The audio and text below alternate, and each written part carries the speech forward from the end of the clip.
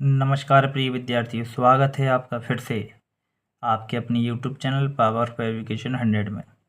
हम पढ़ रहे हैं अध्याय 1 और आज का हमारा जो प्रश्न है वो है रासायनिक अभिक्रिया किसे कहते हैं, उदाहरण सहित समझाइए। देखिए यहाँ पर पहले से लिखा हुआ है, लेकिन पहले हमें इसको समझना होगा कि ये अभिक्रिया क्या कहलाती है। ठीक है, तो इसमें हम देखेंगे कि अभिक्रिया क्या कहलाती है, इसको हम पढ़ेंगे। तो रासायनिक अभिक्रिया के बारे में हमें जानना है सबसे पहले। तो देखिए अभिक्रिया का मतलब होता क्या है, तो हम सबसे सरल भाषा में यदि कहें तो अभिक्रिया का मतलब होता है, एक प्रकार से कहा जाए मिश्रण। क्या होता है? मिक्सचर कहलाता है। जिससे क्या होता है कि दो पदार्थ या आप कहें कोई भी दो वस्तुएं मिलकर क्या करती हैं, नया उत्पाद बनाती हैं, जिसके गुणधर्म भी क्या होती हैं, अलग होती हैं। तो वह संयोग जिस प्रक्रिया द्वारा होता है उसे क्या कहते हैं, अभिक्रिया कहते हैं। तो कोई भी पदार्थ, तो पदार्थ क्या कहलाता है, सबसे पहले हमें ये पता होना चाहिए।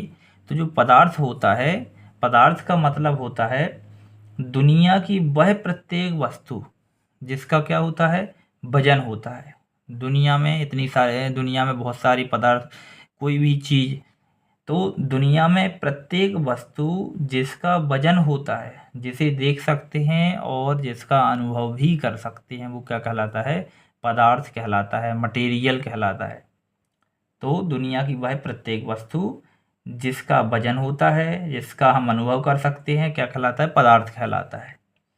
तो हम बात कर रहे हैं अभिक्रिया की। तो चलिए उदाहरण के थ्रू हम देखते हैं, तो उसको आपको आज ज़्यादा अच्छे से समझ में आ जाएगा। तो जैसे मान लीजिए ये P क्या है, एक पदार्थ है। P क्या है, एक पदार्थ है। P एक पदार्थ है और Q भी क्या है, एक पदार्थ है। P और Q ये दोनों क्या है, पदार्थ हैं। इसके गुणधर्म अलग होते, इसके गुणधर्म अलग होते, तो P और Q मिलकर क्या बना देंगे, कोई नया उत्पाद बना देंगे जिसके गुणधर्म भी क्या होंगे, अलग अलग होंगे। और मान लीजिए यहाँ पर P Q मिलकर उन्होंने क्या बना दिया, R बना दिया। तो इस R का गुणधर्म क्या होगा, अलग होगा। तो P और Q ने क्या की, अभिक्रिया के माध्यम से क्या बना दिया, नया उत्पाद बना दिया। ठीक है, तो ये क्या कहलाएगा, हमारा उत्पाद बन जाएगा। तो ये क्या कहलाए, अभिक्रिया कहलाती। कौन सी अभिक्रिया, रासायनिक अभिक्रिया। ठीक है, जैसे चलिए एक और उदाहरण हम देखते हैं। जैसे कि हाइड्रोजन है,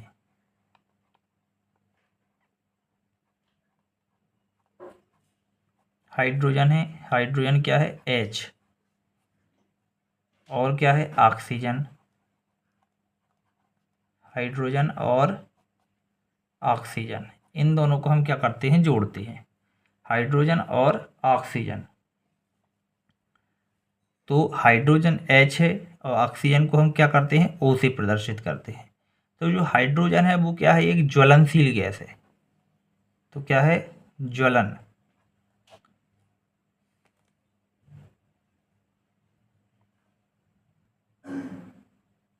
तो ये क्या है, ज्वलनशील है। और जो ऑक्सीजन है ये क्या है, जलने में सहायक है, जलने में सहायक है।